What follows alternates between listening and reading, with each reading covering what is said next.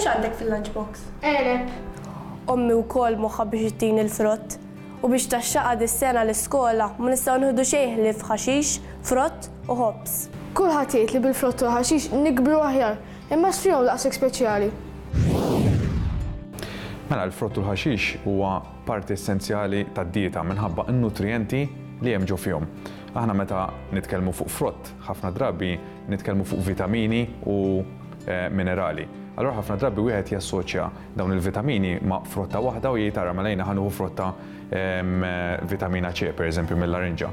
Dik ma tkunx biżżejjed, il-frotta fin-natura tagħha tant hemm nutrijenti tajjeb hemm ta' nutrijenti illi għalhekk aħna ninsistu kemm jista' jkun illi wieħed jieħu varjetà ta' dan il-frott ħalli ma jieħux vitamina waħda biss jew minerali waħda biss, imma jieħu xelta enormi, tajjeb xelta kbira u l-impatt ta' dan fuq is-saħħa tagħna huwa muri sew mir-riċerka tajjeb illi ovvjament li wieħed jieħu sa tlieta 5 porzjoni ta' frott u ħaxix kuljum huwa xi ħaġa importanti u li għandha tiġi integrata fid-dieta tagħna.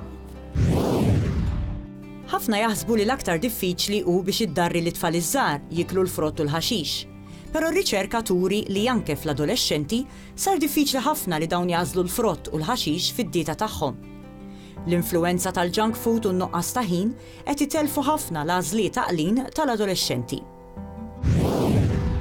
Kif kulħadd jaf l-adolescenza huwa perjodu fejn wieħed jesperimenta, fejn wieħed ma jkunx irid kważi pariri, allura ħafna drabi xi kultant ikun daqsxejn diffiċli iktar illi wieħed jintegra. Imma dan ma jfissirx li l-adolescenti kollha ma jħobbux il-frott jew ma jħobbux il-ħaxix. Dan jiddipendi ħafna fuq kemm il-familja tajjeb jew kemm fil-passat il-frott u l-ħaxix kien integrat fil-ħajja tagħhom ta' kuljum.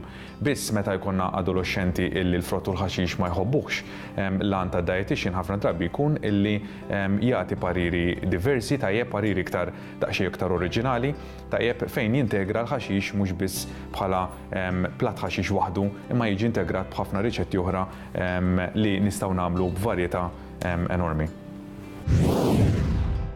L-adolescenti jgħixu ħajja maġla, studju, sport, divertiment.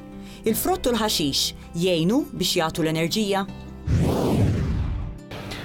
Il-frott u l-ħaxix l-iktar il-frott tajjeb il-ħaxix għandhom sors ta' enerġija ma mhix daqshekk kbira hija ħafna żgħira meta tagħmel comparison mal-frott. Mal-frott huma sors ta' enerġija, ġifri apparti dawn in-nutrijenti li tkellimna fuqhom qabel jagħtu l-enerġija, jagħmlu parti minn grupp kbir ta' karboidrati li huma sors ta' enerġija li nistgħu nieħdu wkoll minn affarijiet oħra, għalhekk importanti fid-dinja tal-lum noqogħdu attenti li meta xi ħadd ibiddel id-dieta tiegħu u jneħħi l-karboidrati x'ħafna drabi sfortunatament għandhom tikketta li dawn iħaxnu jew jagħmlu ħsara lill-ġisem tagħna, importanti li ma nneħħux tajjeb dawn is-sors ta' enerġija.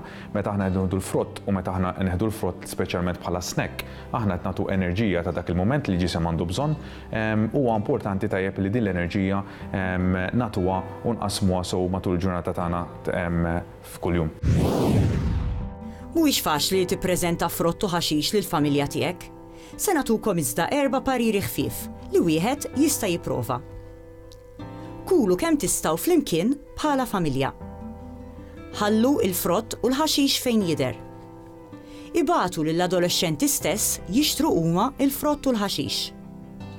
Agħti l-eżempju, kul inti stess il-ħaxix u l-frott. Tikka aktar fuq saħtek. Kontu tafu li l-anoressija hija t-tielet l-aktar marda komuni fost l-adolescenti?